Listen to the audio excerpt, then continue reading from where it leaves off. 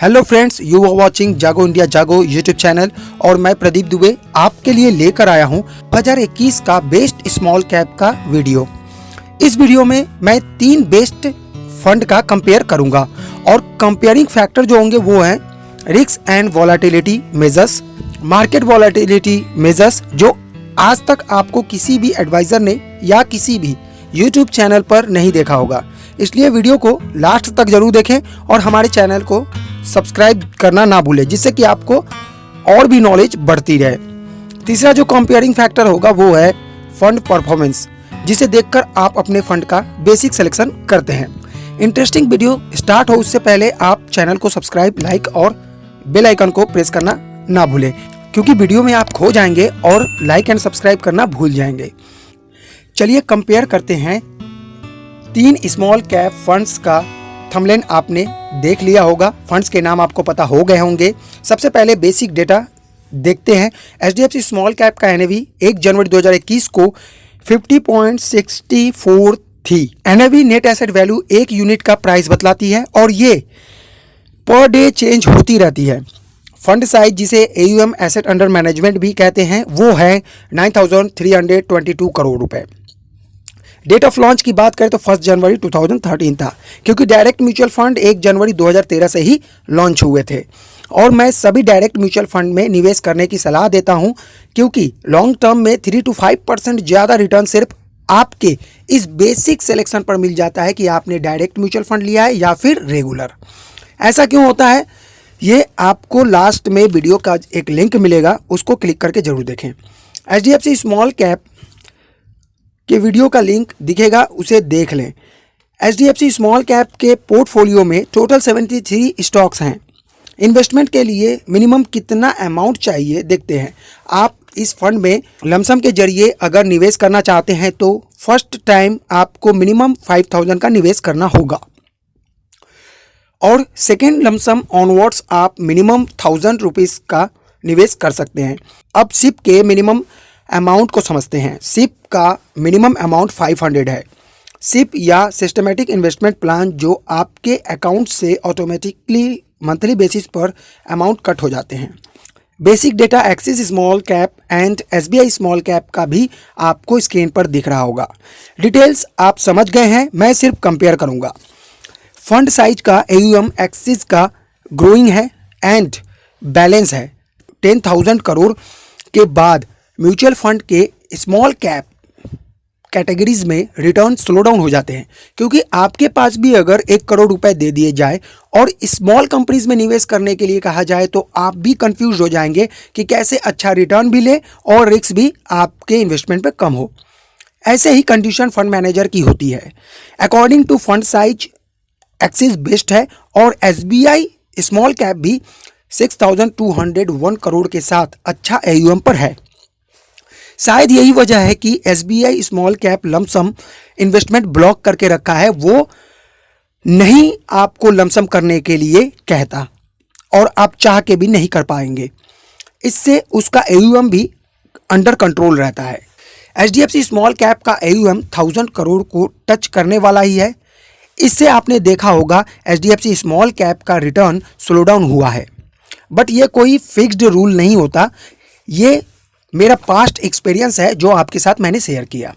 Next जो अच्छी बात म्यूचुअल फंड की होती है कि ये डाइवर्सिफाइड होते हैं। आपके एक म्यूचुअल फंड में बहुत सारे कंपनीज में निवेश करने का अवसर मिलता है, पर ओवर डाइवर्सिफाइड उतना ही आपके रिटर्न को डाउन भी कर सकता है। यहाँ स्टॉक होल्डिंग्स को कंपेयर करेंगे तो आप देख पाएंगे axis small cap and SBI small cap अपने पोर्टफोलियो में 50 स्टॉक्स के साथ बैलेंस करके और मेंटेन करके बने हुए हैं, जबकि एचडीएफसी स्मॉल कैप में कुल 73 स्टॉक्स यानी 73 कंपनीज के स्टॉक्स हैं। यहाँ आपको फोकस्ड इन्वेस्टमेंट के बजाय ओवर डाइवर्सिफाइड देखने को ज़्यादा मिल सकता है। इन्वेस्टमेंट के ऑप्शन का कंपेयर करें तो axis looking best among these, क्योंकि आपको फर्स्ट लमसम के बाद सेकेंड इन्वेस्टमेंट ऑनवर्ड्स ओनली 100 का भी लमसम कर सकते हैं, यानी कि आप अपने 1,000 को 10 बार इन्वेस्टमेंट कर सकते हैं एज ए लमसम। यानी कितना अच्छा है कि आप एनएवी ट्रैक करते हैं तो बहुत सारे ऑप्शन आपको यहाँ मिलेंगे ट्रैकिंग के लिए। एक्सपेंस रेशियो वो चार्जेस होते हैं जो एएमसी एसेट मैनेजमेंट कंपनी आपके निवेश पर चार्जेस कुछ अप्लाई करती है, यही एक्सपेंस रेशियो होता है। ये छोटा सा चार्जेस आपके लॉन्ग टर्म के रिटर्न को इफेक्ट कर सकता है, इसलिए निवेश से पहले आप एक्सपेंस रेशियो अवश्य चेक करें। एक्सिस स्मॉल कैप का एक्सपेंस रेशियो बाकी दोनों स्मॉल कैप से बहुत ही कम है, 0.30% का एक्सपेंस रेशियो के साथ स्टैंड है। सो यहाँ भी एक्सिस बेस्ट है। टर्नओवर रेशियो ये बतलाती है कि आपने जिस म्यूचुअल फंड में इन्वेस्टमेंट किया है उसने अपने पोर्टफोलियो के स्टॉक को कितने बार चेंज किया है एनुअली। टर्नओवर रेशियो जितना ज़्यादा होगा आपके इन्वेस्टमेंट पर चार्जेस भी ज़्यादा लगेंगे, क्योंकि आपको पता है स्टॉक को बाय एंड सेल करने में कुछ चार्जेस लगते हैं, तो इससे आपके चार्जेस ज़्यादा लगेंगे। क्योंकि फंड हाउस कभी भी अपने पैसे नहीं लगाता, वो इन्वेस्टर्स के ही पैसे से चार्जेस पे करता है। और आप देख सकते हैं यहाँ HDFC स्मॉल कैप का टर्नओवर रेशियो 192%। इसका मतलब साफ है कि ये म्यूचुअल फंड अपने पोर्टफोलियो को ऑलमोस्ट 2 टाइम्स, अगर 200% होता तो ऑलमोस्ट टू टाइम्स चेंज कर चुकी है। SBI स्मॉल कैप का टर्नओवर रेशियो है 74% और एक्सिस का है ओनली 18%। तो यहाँ देख सकते हैं कि एक्सिस क्यों एक्सपेंस रेशियो इतना कम चार्जेस इन्वेस्टर्स को करती है। बेसिक डेटा कंपेयर के बाद रिस्क एंड वोलेटिलिटी मेजर्स का कंपेयर समझते हैं। सबसे पहले अल्फा क्या होता है समझते हैं। The simplest definition of an alpha would be the excess return of a fund compared to its benchmark index। यानी अल्फा आपको ये बतलाती है कि अपने बेंचमार्क से फंड ने कितना ज़्यादा या कम का रिटर्न दिया। अगर किसी फंड का अल्फा 3 इयर्स का 10% है तो इसका मतलब साफ हुआ कि फंड ने अपने बेंचमार्क से 10% का ज़्यादा रिटर्न दिया है पिछले 3 सालों में। मैं यहाँ 3 इयर्स का डेटा ही कंपेयर करूंगा। HDFC स्मॉल कैप का अल्फा है 1.55%, axis is 10.17% and SBI alpha is 5.31%। आपने देखा एक्सिस स्मॉल कैप कितना अच्छा रिटर्न दिया है in compare to its benchmark. So Axis is the winner. अब बीटा वैल्यू समझते हैं। Beta measures a fund volatility compare to that of a benchmark. Its tells you how much a fund's performance would swing compared to a benchmark. A fund with beta of 1 means it will move as much as the benchmark. अब हिंदी में समझते हैं।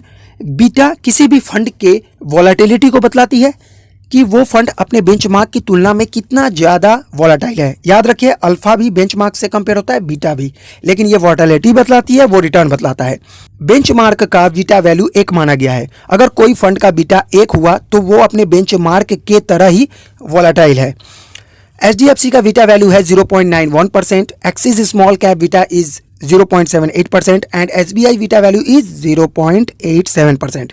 यहाँ आप देख सकते हैं axis small cap तीनों फंड से कंपेयर में बहुत कम वॉलेटाइल है और उसका अल्फा भी सबसे ज़्यादा है, मतलब कि कम रिस्क लेकर ज़्यादा रिटर्न एक्सिस स्मॉल कैप ने दिया है आपको। शार्प रेशियो ये बतलाती है कि फंड रिस्क लेकर कितना रिटर्न बनाया। This measures how well the fund has performed during the risk taken by it. आप शार्प रेशियो जितना ज़्यादा होगा उतना अच्छा होगा, ये समझ लें।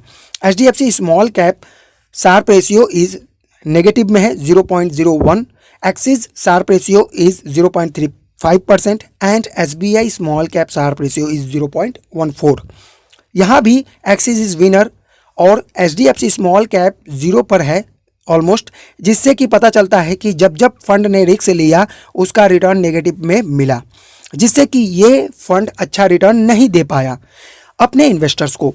और एक्सिस फंड ने सबसे अच्छा रिटर्न दिया अपने निवेशकों को अपने रिस्क इन्वेस्टमेंट पर।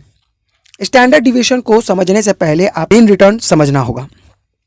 मीन रिटर्न किसी भी फंड का किसी स्पेसिफिक टाइम का एवरेज रिटर्न होता है। जैसे 3 इयर्स का मीन रिटर्न 12% है तो पिछले 3 सालों में फंड ने एवरेज रिटर्न 3% का दिया है और इस फंड का स्टैंडर्ड डिविएशन 4% है, तो इसका मतलब फंड का रिटर्न फ्लक्चुएट होगा और फ्यूचर में रिटर्न देगा वो है 12%, यानी कि mean return plus standard deviation या mean return minus standard deviation, मतलब 8 to 16% के बीच में रिटर्न आपको देखने को मिलेगा जो फंड का आप मीन और स्टैंडर्ड डिविएशन को कंपेयर कर लेते हैं। HDFC small cap standard deviation is 27.82 and Axis standard deviation is 24.49 and SBI standard deviation is 26.49। आपको बता दूं, जिस फंड का जितना ज़्यादा स्टैंडर्ड डिवीजन होगा वो उतना ज़्यादा वॉलेटाइल होगा, क्योंकि आपके रिटर्न में फ्लक्चुएशन ज़्यादा देखने को मिलेगा। एक्सिस स्मॉल कैप का स्टैंडर्ड डिवीजन सबसे कम है, तो एक्सिस स्मॉल कैप सबसे कम और HDFC सबसे ज़्यादा वॉलेटाइल है, क्योंकि HDFC का स्टैंडर्ड डिवीजन सबसे ज़्यादा है। अब समझेंगे और कंपेयर करेंगे मार्केट वॉलेटिलिटी मेजर्स, जिसमें सबसे पहला पॉइंट है अपसाइड। अपसाइड डेटा यहाँ फंड मैनेजर के परफॉर्मेंस को परसेंटेज में बतलाने की कोशिश है कि अब मार्केट में फंड मैनेजर का परफॉर्मेंस कैसा है, और ये कंपेयर करते हैं बेंचमार्क से। ओवर 100 ये बतलाता है कि फंड ने बेंचमार्क को बीट करके रिटर्न दिया है, जब बेंचमार्क पॉजिटिव रिटर्न जनरेट कर रहा था। HDFC स्मॉल कैप का अपसाइड है 87, एक्सिस का है 90 और SBI का है 99। और कैटेगरी देखेंगे इस फंड का स्मॉल कैप का, तो कैटेगरी 92 पे है। तो देख सकेंगे कि यहाँ पे सबसे अच्छा SBI है। अब बात करेंगे डाउन साइड की।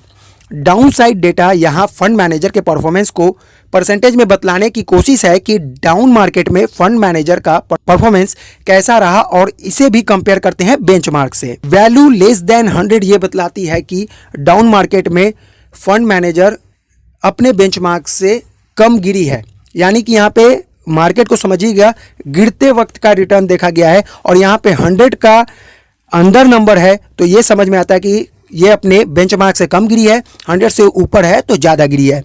यहाँ पे HDFC स्मॉल कैप का डाउन साइड है 83, axis small cap is 60 and SBI is 82 और कैटेगरी का है 88। तो यहाँ पे बहुत अच्छा डाउन साइड में तीनों फंड ने परफॉर्मेंस किया है, लेकिन सबसे अच्छा एक्सिस ने किया है, आप देख सकते हैं।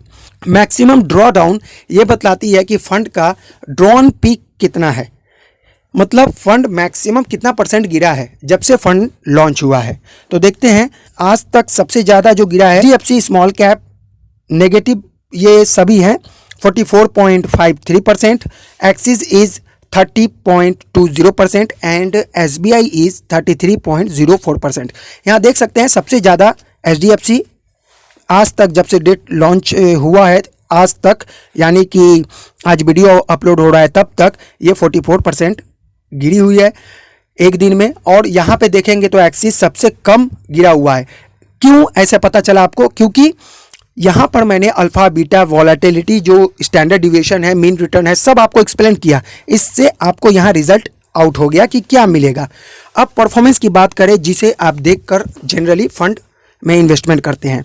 1 मंथ का छोड़ दीजिए, 1 ईयर का रिटर्न देखिए तो HDFC ने दिया है 21% का, एक्सिस इज गिविंग 25.70% का रिटर्न और SBI ने दिया है 36.40% का रिटर्न। कंपेयर कर देता हूं मैं इन शॉर्ट, अगर करें तो 3 इयर्स में देखेंगे सबसे अच्छा रिटर्न दिया है एक्सिस ने।